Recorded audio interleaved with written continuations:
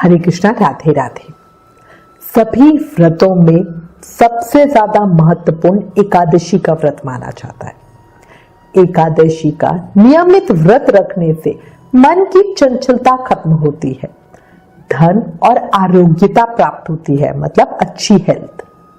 शास्त्रों के अनुसार एकादशी का व्रत करने वाले साधकों को जीवन भर सुख मिलता है और जीवन के बाद मोक्ष मिलता है। पौष मास में शुक्ल पक्ष की एकादशी को पुत्रदा एकादशी कहते हैं। इस दिन भगवान विष्णु की पूजा की जाती है। पौष मास की एकादशी बड़ी ही फलदायी मानी जाती है। इस बार पौष मास के शुक्ल पक्ष की पुत्रदा एकादशी बहुत शुभ संयोगों के साथ आ रही है। इस बार पुत्रदा एकादशी पर वैकुंठ एकादशी का संयोग भी बन रहा है। ऐसे में अपने घर में सुख शांति समृद्धि बढ़ाने के लिए आपको भगवान विष्णु की विशेष पूजा करनी चाहिए। और इसी के साथ इस वीडियो में मैं आपको बताने वाली हूं इस विशेष योग का पूरा फल कैसे पाया जा सकता है। बहुत आसान है, कुछ सिंपल सी बातें बताऊंगी जो आपको करनी है और उसके बाद मैजिक या अपनी लाइफ में चेंज आपको बिल्कुल विजिबल दिखेगा। पहली चीज क्या है, समझो अगर घर में कोई व्यक्ति या आपका पुत्र बीमार है तो पौष पुत्रदा एकादशी के दिन भगवान श्री हरि विष्णु के मंदिर में जाकर गेहूं या चावल अर्पित करने हैं। अब इस अन्न को मंदिर में चढ़ाने के बाद जो भी ब्राह्मण है या मंदिर में कोई भी जो गरीब हो उनको दान कर सकते हो। इससे घर में जितनी भी परेशानियां होती है, प्रॉब्लम्स होती हैं, उनका अंत होता है।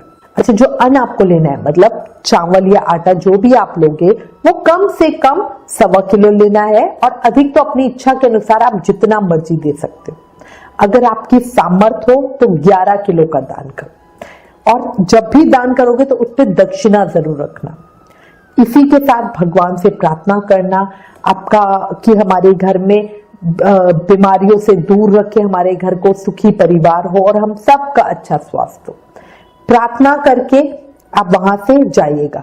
ये और अगर यही आशीष आपको कोई भी और देता है तो ये समझो भगवान ने आपकी प्रार्थना स्वीकार कर ली। इसीलिए हम कहते हैं कि जब तभी 11 किलो कह रहे हो ना, क्योंकि आप क्या कर सकते हो, जैसे हम तो पर्सनली क्या करते हैं, 1-1 किलो की थैलियां बना ली और जब भी जा रहे हैं तो वहां पे पंडित जी को भी दे दी, जितने गरीब होते हैं उनको भी बांट देते हैं। तो कोई ना कोई तो ये बोल ही देता है ना। और अगर ये बोला तो समझो प्रभु ने आपकी प्रार्थना स्वीकार कर ली। अच्छा, अगर आप किसी बहुत पुरानी प्रॉब्लम से जूझ रहे हो और उसका कोई आपको सॉल्यूशन मिल ही नहीं पा रहा है, कोई लाइफ की ऐसी प्रॉब्लम है जिसमें आप अटक गए हो और लाइफ मतलब बहुत ज्यादा परेशानी में चल रही है, तो एकादशी वाले दिन शाम के समय पीपल के वृक्ष की पूजा और आरती करनी है। बिलीव मी, इससे सालों पुरानी समस्या का भी हल मिल जाता है। ज्योतिष शास्त्र हमारा कहता है कि अगर घर में टेंशन लगी हुई हो या घर में या आपके वर्किंग प्लेस में प्रॉब्लम्स हैं जो खत्म होने का नाम नहीं ले रही है, तो आपको पुत्रदा एकादशी पर इस उपाय को करना है। शाम के समय पीपल के वृक्ष में देसी घी का दीपक जलाना है। याद रखिएगा, दीपक देसी घी का जलाएंगे, लाल बत्ती के साथ जलाएंगे और मिट्टी का दीवा या किसी मेटल का, मतलब तांबे का, पीतल का, ऐसा कोई दीवा लेंगे। ठीक है, स्टील का दीवा मत लीजिएगा, सोने चांदी का अफोर्ड कर सकते हो तो वो देख सकते हो आप। ठीक है, बाकी मिट्टी का दीवा सबसे अच्छा होता है। लाल बत्ती, लंबी वाली जो लाल बत्ती होती है उसके साथ हमें जलाएंगे। ध्यान बस इतना रखना है कि आप वहां पे जाएं, पूजा करें। ठीक है, आपने दीप प्रज्वलित करें, पैसे चढ़ाएं, कोई भी 1 रुपए का 2 रुपए का सिक्का चढ़ाएं और उसके बाद आपकी जो भी समस्या है भगवान श्री हरि विष्णु से प्रार्थना करें कि हे प्रभु मेरी इस समस्या को दूर कीजिए। और सच्चे मन से इस उपाय को करके देखना, प्रॉब्लम्स वाकई ही दूर हो जाती हैं। बस एक और चीज ध्यान रखना, जब आप दीप जला के जा रहे हो, लौट रहे हो, तो उस समय पलट के मत देखना। बहुत बार ऐसा हो जाता है कि पीछे से दीप जल रहा है, नहीं जल रहा, हम पलट के देखते हैं तो उसमें गड़बड़ हो जाती है बात। ठीक है, अच्छा, हर एकादशी पे शाम को हम तुलसी महारानी की पूजा तो जरूरी करते हैं, है ना। पर कोई भी साधक है जो नहीं करता और उनके ऊपर कोई भी फाइनेंशियल प्रॉब्लम है तो याद रखिएगा, आप किसी नोन को भी जानते हो उनको भी बताइएगा, एकादशी के दिन तुलसी महारानी की जड़ में शुद्ध देसी घी का दीप जलाना है। बात वही याद रखनी है, मिट्टी के दीपे में लेंगे, देसी घी चढ़ाएंगे, तिल का तेल, सरसों का तेल, कुछ भी नहीं, शुद्ध देसी घी होना चाहिए और लाल बत्ती होनी चाहिए। इसी के साथ तुलसी महारानी की आरती जरूर करें, प्रार्थना करें। इससे घर में सुख, शांति और समृद्धि का वास होता है। ऐसा करने से परेशानियां भी खत्म होती है। और अगर हमारे बच्चों के साथ हमारे रिलेशंस खराब हो रहे होते हैं ना, तो आप तुलसी महारानी से प्रार्थना कीजिए और उनको बोलिए कि भाई मेरे बच्चों को सद्बुद्धि देना, और देखिएगा बहुत अच्छा रिजल्ट मिलता है। अच्छा, इसके अलावा जो भी मैरिड कपल्स हैं और वो बच्चा चाहते हैं तो वो पौष पुत्रदा एकादशी के दिन भगवान श्री कृष्ण की पूजा करें, उन्हें लड्डुओं का भोग जरूर लगाएं, साथ ही तुलसी युक्त पंचामृत से उन्हें स्नान करवाएं। आप जो लड्डू हैं वो हम तिल के लड्डू लेते हैं जो मावे में मतलब खोए में बने होते हैं, ठीक है, बूंदी के लड्डू या वो नहीं लेते हैं। और क्योंकि जो ये तिल के लड्डू होते हैं ये बाद में प्रसाद में भी बंटते हैं और ये फलाहार में भी खाए जाते हैं। देखो याद रखना, एकादशी वाले दिन ना तो हम खुद अन्न खाते हैं और ना ही किसी को अन्न खिलाते हैं, ठीक है। तो ऐसा नहीं कि आप बूंदी के लड्डू चढ़ा दो और खुद तो खाओ नहीं और दूसरों को बांट दो, तो ऐसा मत करना। प्रसाद भी ऐसा ही रखा करो जो आप खुद भी फलाहार में खा सको, दूसरों में बांट भी सको। भगवान श्री कृष्ण की पूजा करने के बाद उनकी आरती करें और उनसे संतान प्राप्ति के लिए प्रार्थना करें। अच्छा, इसी के साथ आप 40 दिन का संतान गोपाल स्तोत्र का नियम भी ले सकते हो एकादशी से शुरू करते हुए।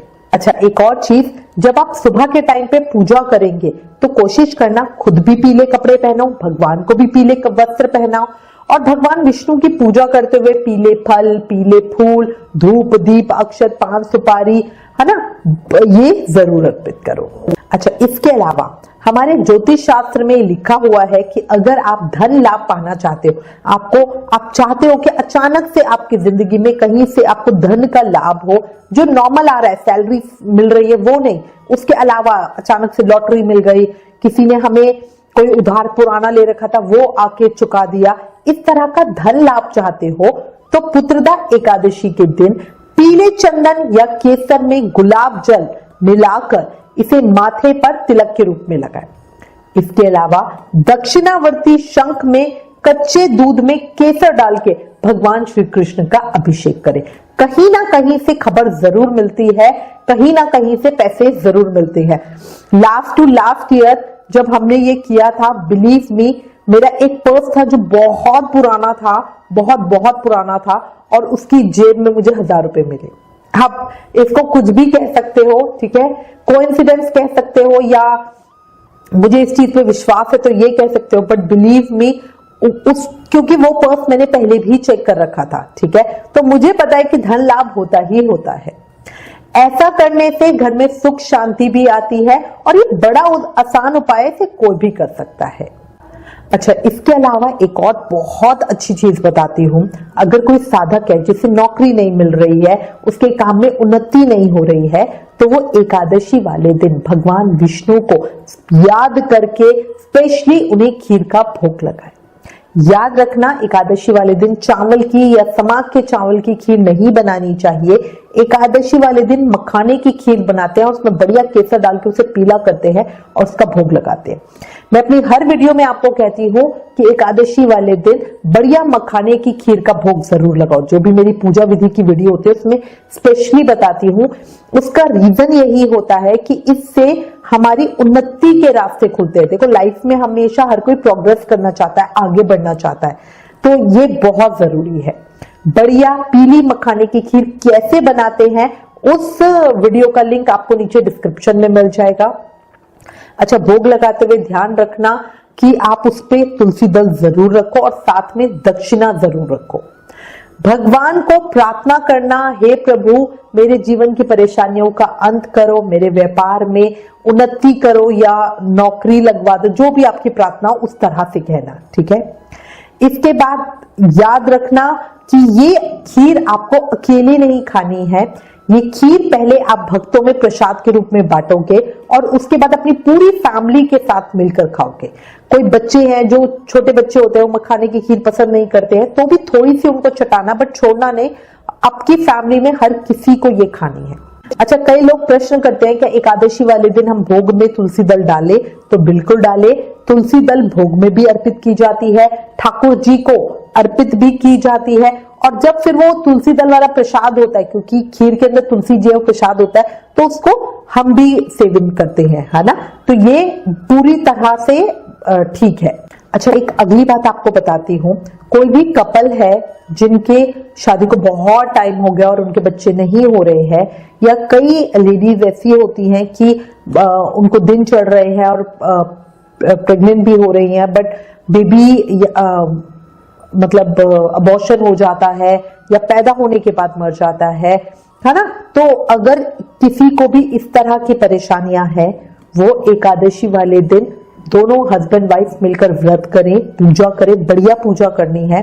और सुबह ब्रह्म मुहूर्त में, मतलब अर्ली मॉर्निंग ही, किसी पीपल के पेड़ के पास जाए और पीपल की जड़ में चांदी का लोटा हो या चांदी का ग्लास हो, उसमें कच्चे दूध में मिश्री मिलाकर यह आपको चढ़ानी है। पीपल के तने पर 7 बार लाल जो मौली होती है, कलावा, उसे लपेटना है और भगवान से प्रार्थना करनी है कि हे प्रभु, जो भी आपके मन की इच्छा हो, कि मेरे बच्चों को सेहत देना, मेरे को संतान देना, है ना, ये बार बार मेरा अबॉर्शन क्यों हो जाता है, प्रभु कृपा करना, है ना, मेरे बच्चे को दीर्घायु देना, इस तरह से। और उसके बाद एक देसी घी का दीप प्रज्वलित करना है। दीप प्रज्वलित करने का वही तरीका है, लंबी बत्ती लगाएंगे, देसी घी में होगा, और आप मिट्टी का दीवा ले सकते हो, ठीक है। याद रखना, सफेद बत्ती नहीं लगेगी, तिल के तेल से नहीं होगा, या सरसों का तेल तो बिल्कुल ही नहीं, ठीक है। अच्छा, मैं आपको हर एकादशी पे कहती हूँ कि आप पीले चंदन का या केसर में गुलाब जल मिलाकर अपने माथे पर टीका जरूर लगाएं। वैसे तो देखो, तिलक हमें रोज ही लगाना चाहिए, ये हमारे हिंदू होने की पहचान है, हमारी शान है। बट अगर कोई साधक है जो रोज में तिलक नहीं लगाते हैं, तो वो कम से कम एकादशी वाले दिन जरूर से ही लगाएं, ठीक है। और पुत्रदा एकादशी पे तो इसका महत्व और ज्यादा बढ़ जाता है। इससे घर में सुख, समृद्धि और शांति आती है। देखिए, यहाँ पर मैंने कुछ बातें आपको बता दी हैं। आप अपनी सामर्थ्य के अनुसार, अपने कंफर्ट लेवल के अनुसार जो जितना कर सकते हो जरूर करना, और जीवन में फर्क दिखेगा, ये चीज मैं आपको बता सकती हूँ। जीवन में जो भी परिवर्तन आएगा ना, वो आपको साफ स्पष्ट रूप में दिखेगा, है ना। और इसी के साथ मैं उम्मीद करती हूँ आप इन्हें ट्राई जरूर करोगे।